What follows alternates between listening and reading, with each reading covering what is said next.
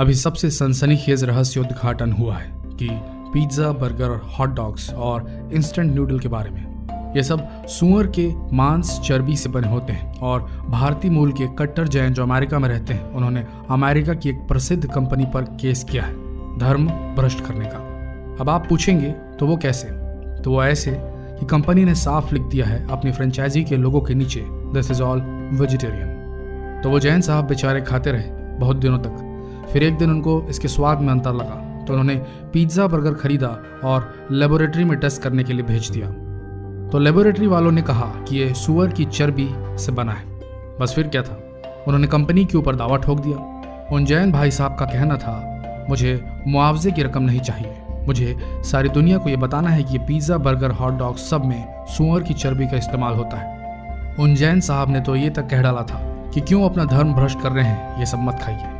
ये था case number 1। आज का वीडियो बहुत महत्वपूर्ण है। अगर आप किसी धर्म में विश्वास रखते हैं तो फिर चाहे हिंदू भाई हों या मुस्लिम भाई, सभी के लिए वीडियो और इसमें दिखाए गए तथ्य एक सोच विचार करने का विषय है। तो अंत तक देखें ये वीडियो सत्यता तक पहुंचने के लिए। दोस्तों एक बात और, हम इस वीडियो में किसी कंपनी का नाम नहीं ले रहे हैं। क्यों?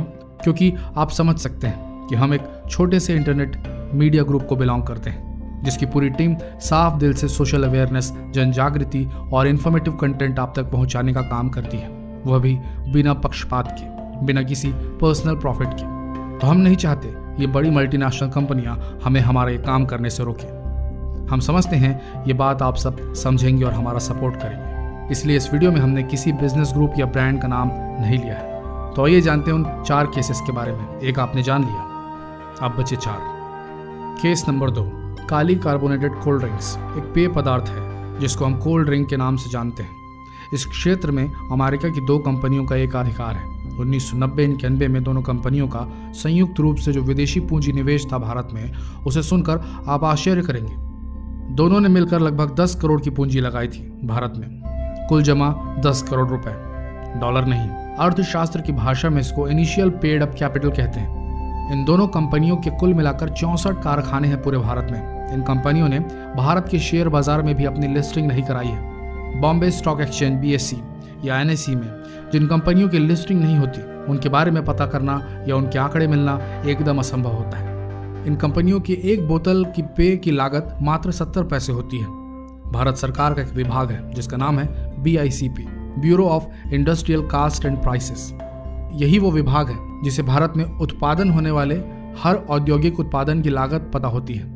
वहीं से जानकारी ली गई है। आप हैरान हो जाएंगे कि ये जानकर कि ये 70 पैसे की जो लागत है वो एक्साइज ड्यूटी देने के बाद की है, यानी एक्स फैक्ट्री कीमत है ये। अगर एक बोतल 10 रुपए में बिक रहा है तो लगभग 1500% का लाभ ये कंपनियां एक बोतल पर कमा रही हैं। एक वर्ष के कुल उत्पादन के बारे में पता किया जाए तो पता चलेगा कि ये दोनों कंपनियां एक वर्ष में 700 करोड़ बोतल तैयार करके भारत के बाजार में बेच देती हैं और कम से कम 10 रुपए में एक बोतल वो बेचती हैं।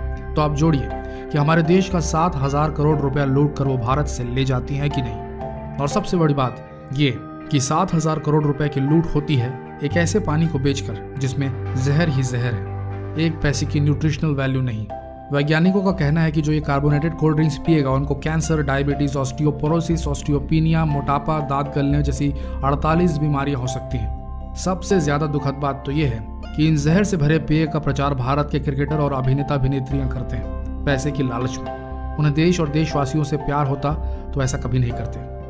केस नंबर 3, गोरा बनाने वाली फेस क्रीम। इस देश में क्रीम बिकती है जो दावा करती है उससे गोरापन आता है। नाम जो भी हो, कई लोगों का एक्सपीरियंस है 15 सालों तक वह गोरा बनाने वाली क्रीम लगाने के बाद भी उनके रंग में कोई बदलाव नहीं आया, मतलब काला का काला ही रहा। जब एक कोर्ट के केस की सुनवाई के समय जज साहब ने कंपनी वालों से पूछा कि आपने इसमें क्या मिलाया है कि जो किसी काले व्यक्ति को गोरा बना देगा, तो कंपनी वालों ने कहा कुछ नहीं सर। तो जज ने पूछा ये बनती कैसे है? तो कंपनी वालों का जवाब था कि सूअर की चर्बी के तेल से हम इसे बनाते हैं। और भारत की करोड़ों माताएं और बहनें रोज इसे लगाकर अपना धर्म भ्रष्ट कर रही हैं और सोचती हैं कि वे गोरी हो रही हैं, सुंदर हो रही हैं। साथ में 50 ग्राम के ट्यूब का दाम है 75 रुपए, 100 ग्राम का दाम है 150 रुपए और 1 किलो का दाम हुआ 1500 रुपए। ये कौन सी बुद्धिमानी है? सुंदरता गोरी बनाने वाली क्रीम से नहीं आती, सुंदरता आती है गुण, कर्म और स्वभाव से। त्वचा रोग विशेषज्ञ बताते हैं कि भारत के लोगों के शरीर का जो रंग है वह त्वचा रोगों से लड़ने में सबसे कारगर है। गोरी चमड़ी के मुकाबले ऐसा इसलिए है क्योंकि हमारे शरीर में मेलानिन नामक पिगमेंट होता है जो हमारी त्वचा को सूर्य की गर्मी से बचाता है, और ये गोरा बनाने वाली क्रीम इस मेलानिन को पैदा करने वाले मेलानोसाइट्स को मार रही है।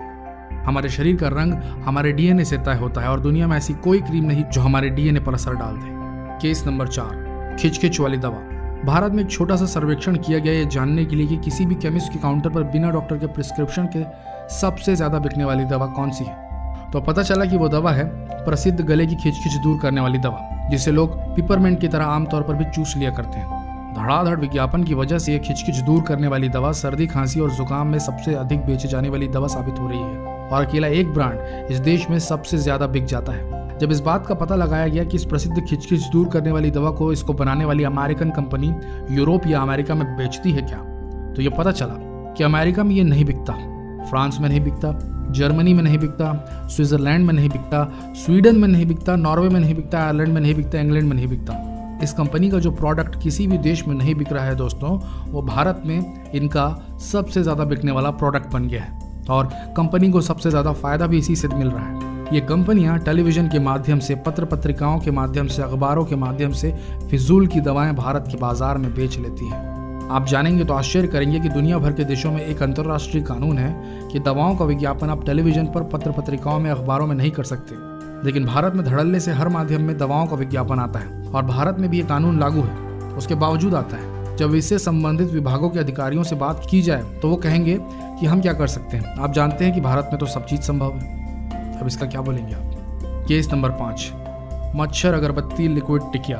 आप अपने घर में अक्सर मच्छर भगाने वाली अगरबत्ती लिक्विड टिकिया का इस्तेमाल करते होंगे, अलग अलग नामों से बाजार में बिक भी रही हैं। इनमें इस्तेमाल होने वाले केमिकल हैं डी एथिलीन, मेल्फोक्विन, फॉस्फीन। ये तीनों खतरनाक केमिकल हैं, और ये तीनों केमिकल यूरोप और अमेरिका सहित 56 देशों में बैन है, और पिछले 20-22 सालों से बैन है। हम हमारे घर में छोटे छोटे बच्चों के ऊपर वो लगा कर छोड़ देते हैं। 2 महीने 3 महीने के बच्चे सो रहे होते हैं और उनके बगल में वो अगरबत्ती जल रही होती है, जिसका धुआं नाक के रास्ते बच्चे के फेफड़े में उतर रहा होता है। बताइए ये कहाँ तक सही है। वैज्ञानिकों का कहना है कि ये मच्छर को मारने वाली दवाएं अंत में मनुष्य को भी मार देती हैं, और इन तीनों जहरों का व्यापार पूरी तरह विदेशी कंपनियों के हाथ में है। ये अंधाधुंध आयात करके इन केमिकल्स को भारत में ला रही हैं और बेच रही हैं, और इनके साथ भारत की भी कुछ देशी कंपनियां इस धंधे में लगी हुई हैं। आज ही बायकॉट करना शुरू करें। तो दोस्तों, ये था कुछ बहुराष्ट्रीय कंपनियों के क्वालिटी प्रोडक्ट की असलियत और हमारे देश के पढ़े लिखे लोगों की अनदेखी। दोस्तों, पूरा देश भारत को एक बाजार के रूप में देख रहा है, लेकिन ये वक्त है जब हम अपने वोट का असर दिखाएं, अपने मत का असर दिखाएं, और ऐसी सरकार को बैठाएं जो विश्व को खुश करने के लिए नहीं, बल्कि अपने देशवासियों की खुशी, उसकी उन्नति के लिए काम करे। और देश के हर कंज्यूमर से निवेदन है कि जाग जाइए। जहां पूरी दुनिया आपको एक आइडियल ग्राहक के रूप में देख रही है, आप पूरी दुनिया को ये बताएं कि India is not for sale, we are not for cell.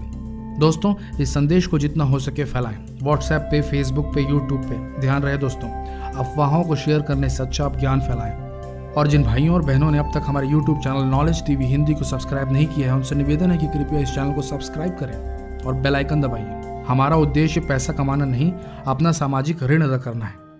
धन्यवाद।